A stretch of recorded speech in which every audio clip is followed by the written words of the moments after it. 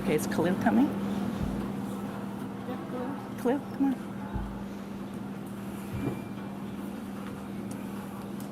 All right. Well, thank you. Thank you, everyone, for being here today. My name is Karen Mazurkiewicz. I'm the Vice President of Stakeholder Relations and Communications for Toronto Pearson. Today, Toronto Pearson CEO and President Deborah Flint will be providing an update on airport operations and the investigation following Monday's incident. We also have several representatives from our first responder agencies, as well as our COO of Toronto Pearson Operations. So behind me are Peel Regional Police Deputy Chief Mark Andrews, Peel Paramedics Commander of Operations Corey Toketch, Mississauga Fire Chief Darren Reetsey, and Toronto Pearson's Fire Chief Todd Aiken, and Khalil Laramet from our COO of Toronto Pearson. With that, I'd like to welcome Toronto Pearson CEO Deborah Flint, who will take a couple of questions after her remarks. Following that, our first responders are available to also answer some questions. Thank you. Thank you, Karen, and good morning to all. We are providing a third update this morning on yesterday's events as the accident transitions to the investigation phase, and I will share more on that investigation phase and what to expect shortly. First, however, it's really important to recognize how grateful we are that there was no loss of life or life-threatening injuries in yesterday's accident. You know, every time you board a flight, you are greeted by flight attendants and by flight crew often. It's their job to make us comfortable and confident about the flight ahead, and they do an incredible job with that. But we saw the most important role that they play in action yesterday. The crew of Delta Flight 4819 heroically led passengers to safety, evacuating a jet that had overturned on the runway on landing that was amidst smoke and fire. I thank each and every one of these heroes, every flight attendant and crew member on Delta Flight 4819. I also thank every flight attendant and crew member across the industry. Thank you for all that you do every day and every night in service of safe air travel.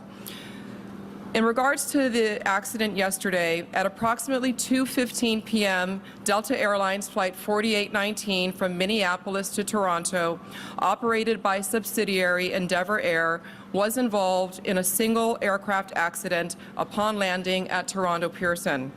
The plane was carrying 4 crew and 76 passengers, among them 22 Canadians. Flight attendants, flight crews, and airport emergency workers and responders mounted a textbook response, reaching the site within minutes and quickly evacuating the passengers. At the time, there were 21 injured passengers ranging from minor to critical but not life-threatening injuries.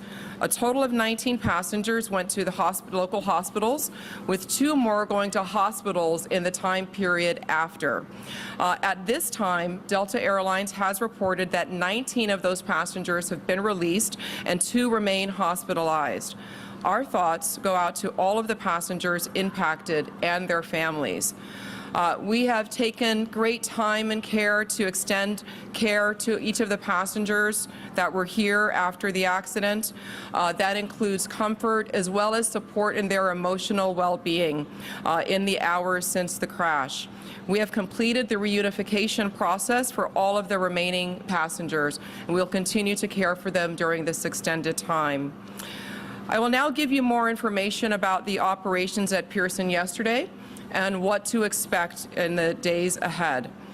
From last Thursday to Sunday, Toronto Pearson saw extreme conditions, 2 separate snowstorms. On Thursday and Sunday, we got more than 20 inches, 50 centimeters of accumulated snow. That is actually not typical. In fact, it is more snow within that time window than we received in all of last winter. There were many delays and cancellations across this part of Canada and the U.S. Northeast during this time, creating numerous flight delays and backlogs. At Toronto Pearson, 221 of 974 scheduled flights were canceled on Thursday. 75 of 1,012 scheduled flights were canceled on Friday. 128 of 937 scheduled flights were canceled on Saturday, and 371 of 987 scheduled flights were canceled on Sunday. Monday was a clear day, though, and it was an operational recovery day for Toronto Pearson, with 1,006 scheduled flights.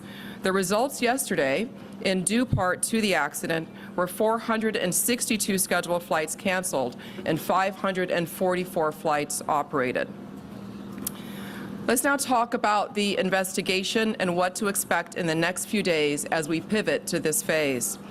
Last night, 7 members of the Transportation Safety Board of Canada arrived at Toronto Pearson to begin the investigation. 13 more of those investigators arrived today. Members of the U.S. Federal Aviation Administration are also here on site, participating in the investigation.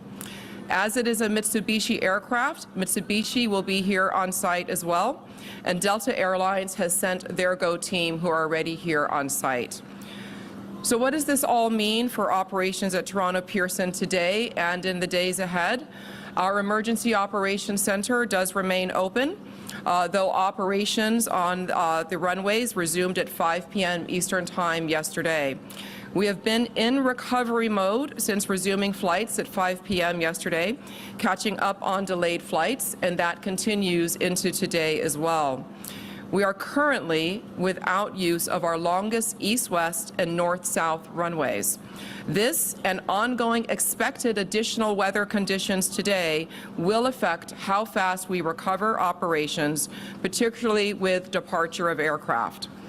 We do expect that the investigators on site will be reviewing the aircraft on its current configuration on the runway for the next 48 hours. And we are looking to get to support that investigation and the removal of that aircraft off the runway, at which point we can do our inspections and then return that runway into service.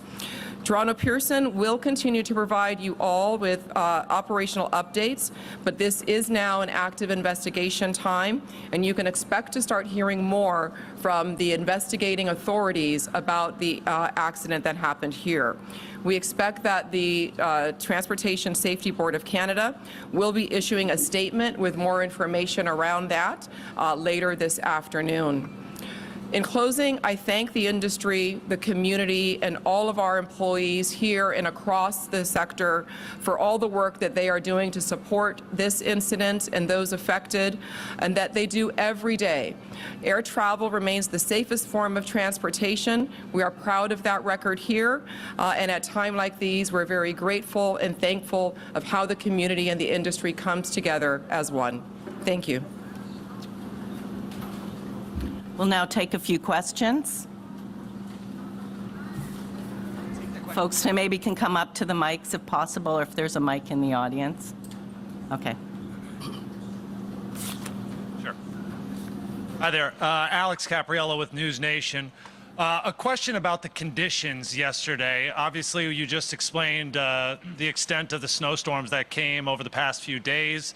Wondering if there's been any developments or any comment about what exactly it was like on the runway in terms of iciness or wind gusts. Last night we heard the fire chief say that he did not believe that that played a role in this crash at all. Is that still the theory here? And if so, do we have any developments on what caused the crash if it wasn't weather related? Okay. Yeah, this would not be a time for us to have theory or to speculate on what caused the crash. So as I shared, we have a number of agencies that are here that are responsible for doing a thorough and full and complete investigation to determine all the causal factors, and we are looking forward to getting those results and to sharing those, and those will be shared very publicly once they are received. And I understand that if you don't want to speculate about the crash, but can you tell us then what the condition of the runway was like at that time of the impact? I mean, was it slick? Have your teams been able to determine that? I look forward to sharing all of that information at the proper time. Again, those are all the details that are going to be covered during this investigation, and that is active currently. Hi there, Vio Saisai from the New York Times. I have one question and a follow-up. Does air traffic control handle CRJs differently than other aircraft in crosswinds? The air traffic control is responsible, NAV Canada, for all of the aircraft activity here at Toronto Pearson and in the surrounding areas.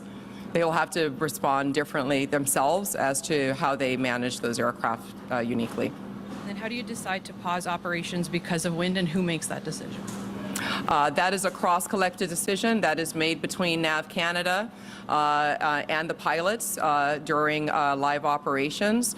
We are not pausing operations. We do have a slowdown in the operations due to 2 of our runways being closed for operations at this time, and those are the key contributing factors to the delays. Last question. There's no Delta or TSB representatives on the stage with you right now. Are you able to speak to why they're not present? We've been very much in communication with all of those involved, all of the agencies, Delta Airlines and others. We've all had quite extensive communication. They've been in our EOC, our Emergency Operations Center. So the system and the response to the accident is working as planned and going quite well with our partners. John Worrell with the Associated Press. 2 questions. One is the 2 people who remain in the hospital. Any timeline on how long they may remain? I do not have that information. Do you know what condition they're in? What we do know is that, again, 19 of those that were hospitalized are no longer hospitalized. The 2 that remain, none face life-threatening injuries from what we've been briefed and what Delta Airlines has released as well. And just finally, Deborah, given what we saw from all the videos that are on social media, and I'm sure what you've seen internally, how is it more remarkable that everyone was able to survive this incident? There are so many factors that lead us to have gratitude today. Again, I cannot commend enough the crew, the flight attendants, pilots, and our emergency responders for their quick and effective response. It's really incredible, and when you see that aircraft, it just makes you really thankful for all the safety checks that go into running this one of the world's safest air transportation systems. Okay, we'll take questions now from the first responders, please.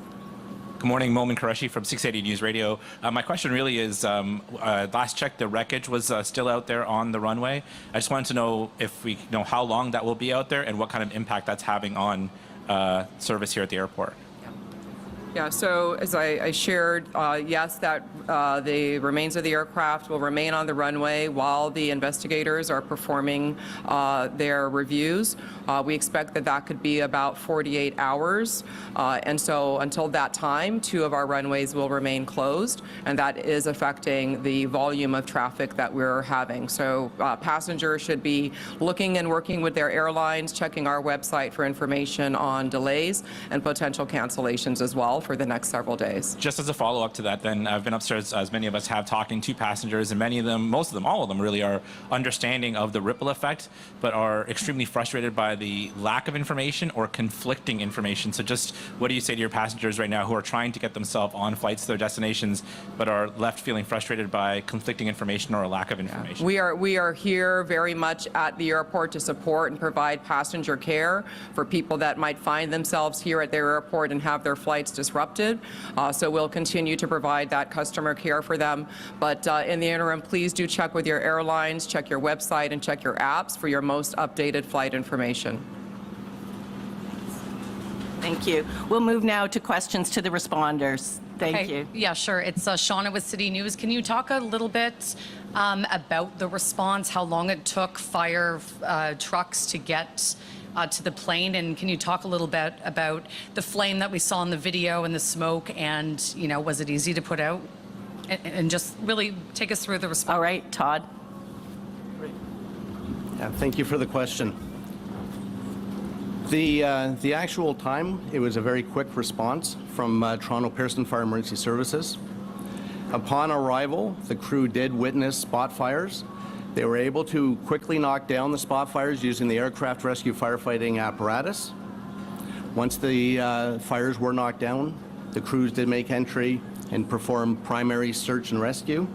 The passengers were all evacuated, and then they were taken to a secondary location at Station 2 for triage with our mutual aid partners. Just a quick follow-up. Can you describe what it was like? Because we've seen videos of the passengers hanging upside down in their seatbelts. Can you maybe just describe what it was like to get these people, you know, hanging, cut down, and out of the plane? I believe that most of the passengers self-evacuated at that time, and upon arrival, they were being escorted to a second location.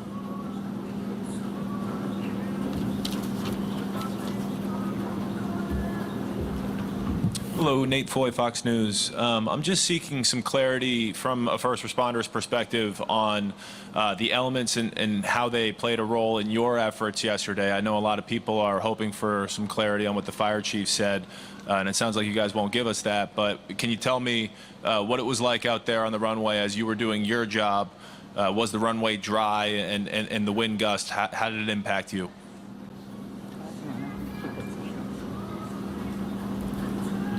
And like we mentioned, it's very early to make any conclusions. I know I provided a little bit of information yesterday for transparency. Today, now we have an active investigation. Therefore, any of those questions would have to be directed toward Transportation Safety Board.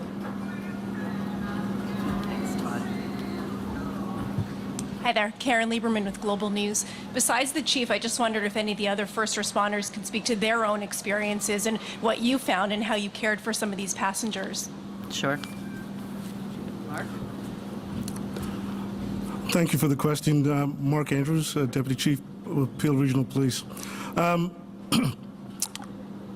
like to, before I answer the question, I'd like to say that our thoughts and prayers are with the 76 crew members and 4 passengers and their families that were impacted by yesterday's events, which fortunately had the best possible outcome for all of us. Our response as Peel Regional Police, we're the police of jurisdiction.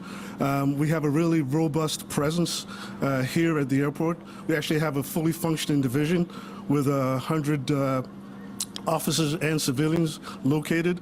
We have a presence on the public side and the private side. So we were able to respond in a very timely fashion along with our first responder partners. The conditions were difficult, but I will say this, that we regularly practice with our partners in fire and EMS and the GTAA and Transport Safety Canada. So we were prepared for this event, as extreme as it was. And our men and women, not only in policing, but across all the first responder services, did a tremendous job. And in my mind, no doubt saved lives. So I'd like to acknowledge that. There was some impact, on the police of jurisdiction being ourselves, not only here at the airport, because as you can imagine, we don't have surge capacity to deal with something like this the way they do in the private industry. We had, at one point we had 50 police officers responding to the circumstances here at the airport and the surrounding environment. What I'd like to do is thank our partners at the OPP, Commissioner Tom Creek and Chief Myron Demke, because they supported us through the aftermath of the incident by sending officers to support both of our public divisions, 11 and 12 Division in Mississauga. All in all, it was a great response by first responders supporting GTAA and our TSB partners, but it's something that we've practiced and we're well prepared for should this happen again going forward. Mississauga Fire and Communications Services received the 911 call. It's called a crash alarm, so we get it directly from Pearson into our communications center. So we had a very quick response. We had 6 apparatus from Mississauga Fire respond. It was a combination of aerials, engines, and squads. In addition, we sent our command vehicle and also a tanker. We also had an acting platoon chief, a district chief, and myself that attended the scene. I took a position within their emergency operations center. Just to reiterate what Deputy just said, annually our firefighters participate in joint training with Pearson Fire at a location called Festi. It's a training facility. Our primary response is to assist with water supply, search and rescue, rehab, and medical support. The Mississauga Fire and Emergency Services and Mississauga Office of Emergency Management participates in 2 annual emergency exercises that are held at Toronto Pearson International Airport each year, including a high-level tabletop command exercise and a full-scale boots-on-the-ground emergency exercise. In addition to the exercises conducted each year at Toronto Pearson International Airport, the City of Mississauga conducts its own functional emergency exercise, and we did that in 2021, examining an aircraft accident occurring within the City of Mississauga. This exercise included partners from various organizations, including those represented in the exercises held here regularly at Pearson. The Mississauga Fire and Emergency Services and OEM provides emergency management training to regional partners from various organizations who may be involved in the response to an aircraft accident, amongst other emergencies. The Mississauga Office of Emergency Management can also serve as a conduit between the city and the Provincial Emergency Operations Center if provincial-wide coordination for the response and recovery of community impacts during an emergency is required.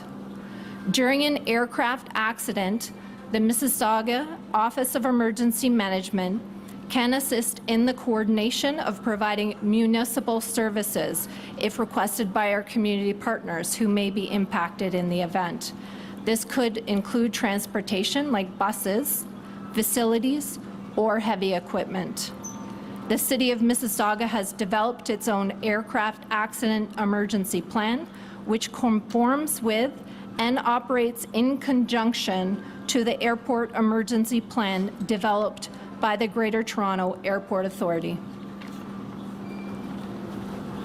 Thanks. That was a fulsome response. I just also wondered if anyone can speak to the nature of some of the injuries. Do you want to speak to some of the nature?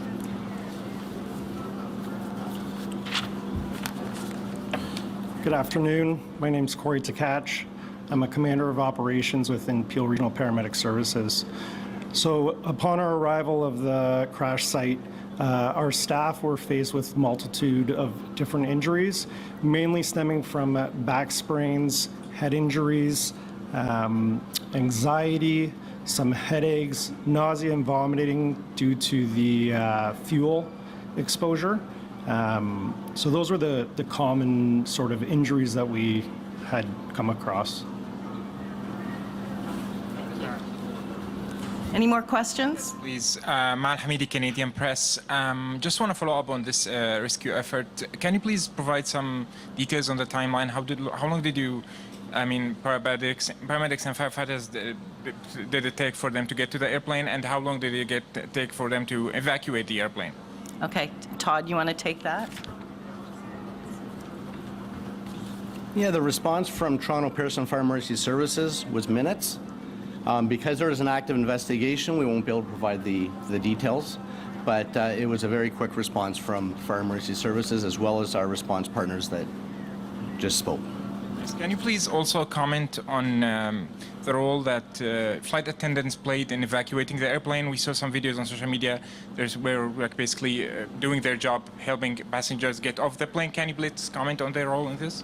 Sure, absolutely. We train for such events. We're very well prepared and trained, and the firefighters responded textbook. They were able to knock down the fire.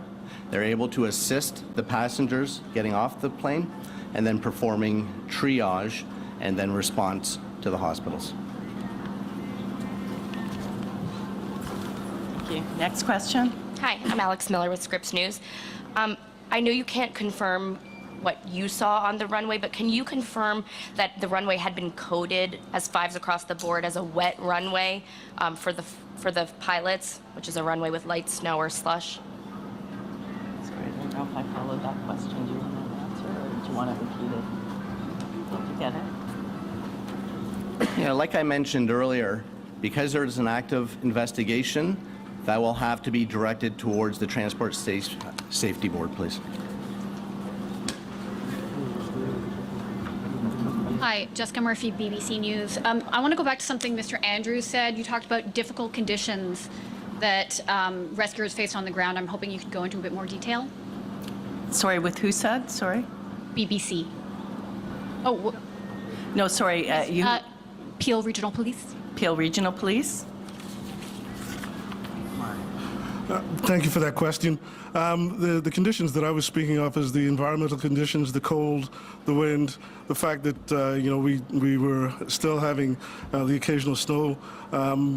But those are conditions, again, that we're used to working in as first responders, and our people, along with the other first responders, did a tremendous job of responding in those conditions. It's part of the environment that we operate in. Megan Fitzpatrick from CBC News. What can you tell us about the child that was airlifted to sick kids? Do we know if the child was on somebody's lap or buckled in? What can you tell us about the nature of their injuries? No, we don't. I'm sorry. You don't know if the child We was do not on a know. lap? No, we don't have those details. Can you give us an age range of the passengers on the plane? We don't have that either. I would direct that to Delta. Okay, we're going to take two more questions. Okay. And just one more on of the two that are in hospital, is one of them the child? We're not sure either. I have a quick question for fire. Did fire responders fear the spread of the fire, and can you speak to the properties of jet fuel? How flammable is it? How much time did that give you to tame it? Okay. Did you hear the question? Okay. It's on the jet fuel, like whether they were working. Yes. Upon arrival, there was jet fuel and there was flames. We do have specialized aircraft rescue firefighting equipment that carries water, foam, and dry chem, and that it is utilized to smother and cover up the jet fuel to provide mean-free egress for the passengers. So we do have the appropriate equipment and the appropriate training to mitigate that emergency.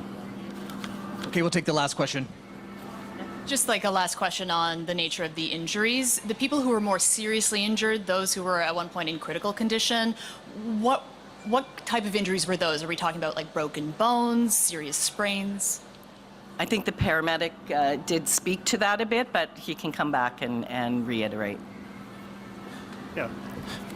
So on the initial assessment in any mass casualty incident, we do a triage of patients. And yes, some patients were deemed to be critical at that time. And we make that assessment based on our initial contact, what the patient's complaining of, the fact that they were involved in a plane crash. And some of those determinations happen quite quickly in the short amount of time that we spend with that patient to ensure that they're receiving the quickest care possible. And there are times when further care occurs and those conditions get downgraded. So from critical to like serious and non-life threatening. There are times in scenarios like this where somebody may be complaining of like abdominal pain or a head injury, and we may err on the side of caution to deem them critical because we can't see inside their skull, we can't see inside their abdomen, but based on some of their vital signs and other determining factors, that's when sort of the decision to make them a critical patient would have occurred. So in terms of like the acuity of injuries, perhaps the most acute would be that like the back sprain or the head injury possible. Yeah, a head injury from an acuity state is obviously very dangerous. The issue is we obviously can't see inside the head at that time, right? So. Well, thank you all for coming today. We really appreciate it. I really thank all the responders as well for their time to come today and explain the situation on the ground. We will continue to give more updates on operations, Toronto Pearson, but from this going forward now, it is an active investigation, and we can expect hopefully to hear some news from the investigators. Thank you.